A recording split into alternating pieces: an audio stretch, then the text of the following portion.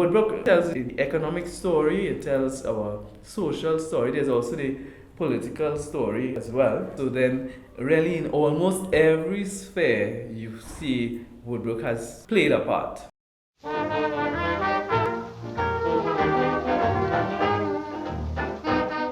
Welcome to Growing Up Woodbrook, the podcast. I'm Cecile George, Woodbrook born and raised and a member of the Woodbrook Residence Committee. We're now in episode 4 of our series on the story of Woodbrook from Aboriginal times to the present day. And this is where we learn how the estate transitions from Tragarete to Woodbrook. In the year 1888, Woodbrook land was a cane estate. It was only... In this episode, we introduce Marlon Green, the Education Outreach Officer at the National Trust of Trinidad and Tobago. His particular focus is community and heritage tourism. Mr. Watson was the manager. It's the end of the 18th century, and the turmoil in Europe is continuing to send shockwaves across the entire Western Hemisphere. The French were the large numbers coming into Trinidad at the time because the French were friendly towards Spain and they were Catholic, and they were the ones who were seeing a lot of trouble at the time because following on the revolution in France, there was of course the French Revolutionary War, and there was just a lot of activity at that time. And what happens next of significance is the capitulation. The capitulation is the point at which the Spanish declare war on the English, and the English use that opportunity to attack Trinidad, which they knew was very, very poorly defended. So there's a story that goes with it about an English captain who landed in Trinidad to defend his reputation against some Frenchmen who there had been a brawl with sometime earlier on. And the Spanish thought that that was very wrong, that this Englishman had more or less disrespected Spain in that respect. And it would appear that the declaration of war followed soon after that incident.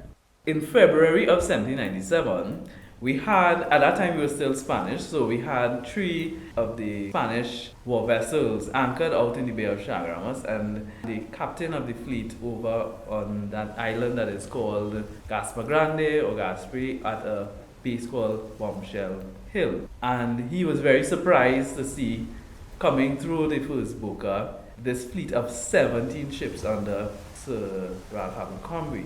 So he was immediately able to recognize that he is outnumbered because he had 17 of the British vessels against his 3. So it means the manpower would have been overwhelming as well. So they both recognized, both Apodaca and Abercrombie recognized the situation, so that Abercrombie simply stood still and waited on him a couple of days. And on the morning of the 3rd day, the fleet of the Spaniards was alit in the Bay of Chaguaramas, and they sank at the bottom of the bay simply because Apodaca did not want the British to get their hands on the Spanish fleet. And by that evening, the British had taken control of the Bombshell fort there on the island and very calmly sailed into Port of Spain in the area of Invaders Bay, hence the name. And so without a shot being fired, they were able to capture Trinidad.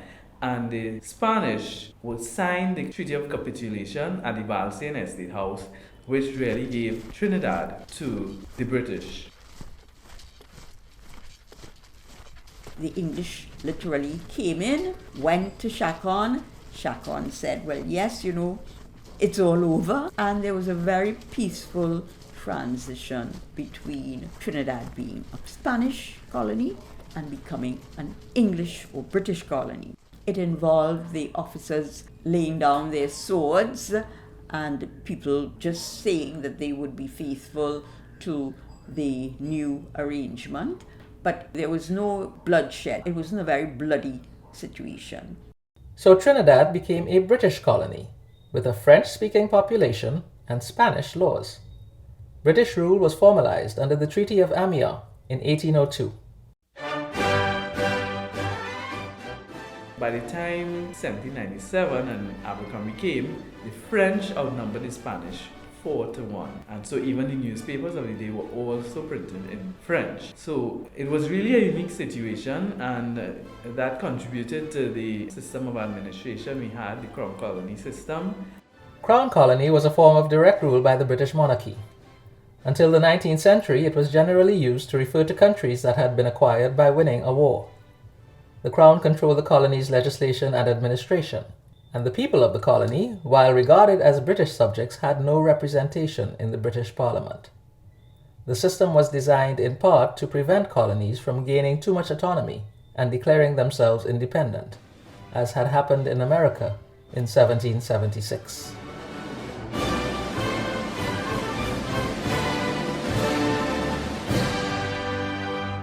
Again, you start to see Trinidad moving in a particular way, because by now the main wars have ended. We become a British colony officially at the end of the Napoleonic Wars. By the time the island was surrendered to the British in 1797, the population had increased to over 17,000. Over 10,000 were enslaved Africans, and barely 1,100 Aboriginal people remained.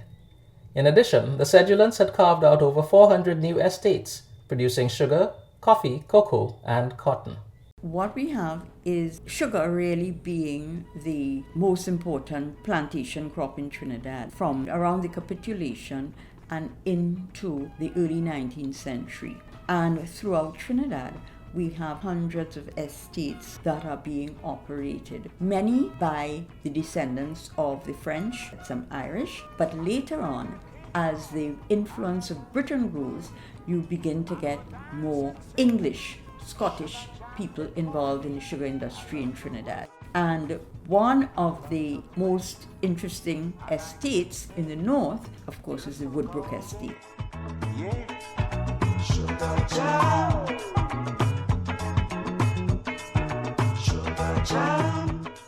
And that is been described as a really flourishing estate. It's over 350 odd acres.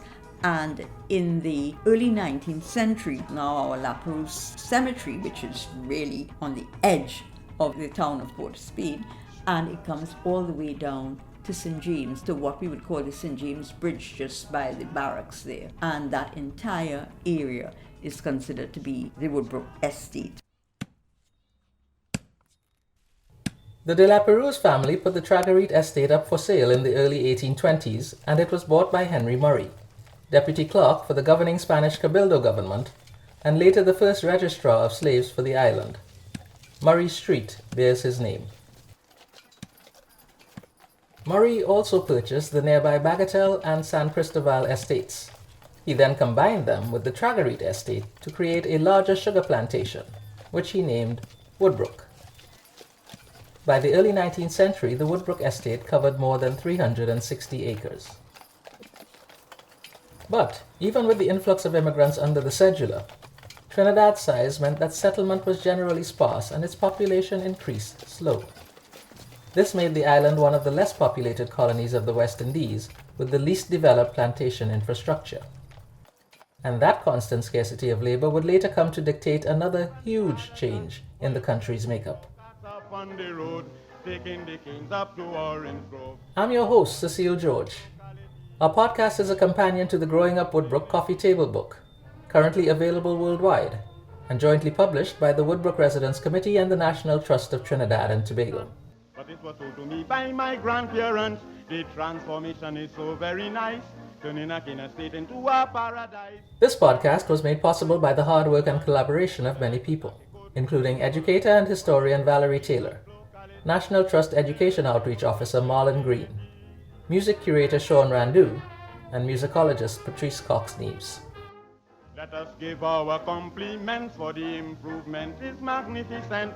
We got theaters and radios in the pretty little cottages and bungalows. To beautiful squares. The music in this episode was History of the Woodbrook Vicinity by the Mighty Growler, Rule Britannia by the Royal Philharmonic Orchestra, and Sugar Jam by Lord Melody. No better construction could have been found. And secondly, we got the children's playground. And a big... We invite you to join us on this journey through Woodbrook's history. Subscribe and spread the word. Tell a friend or 10 about our podcast and our book.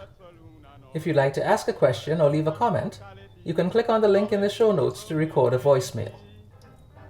And we'll see you back here next time on Growing Up Woodbrook, the podcast.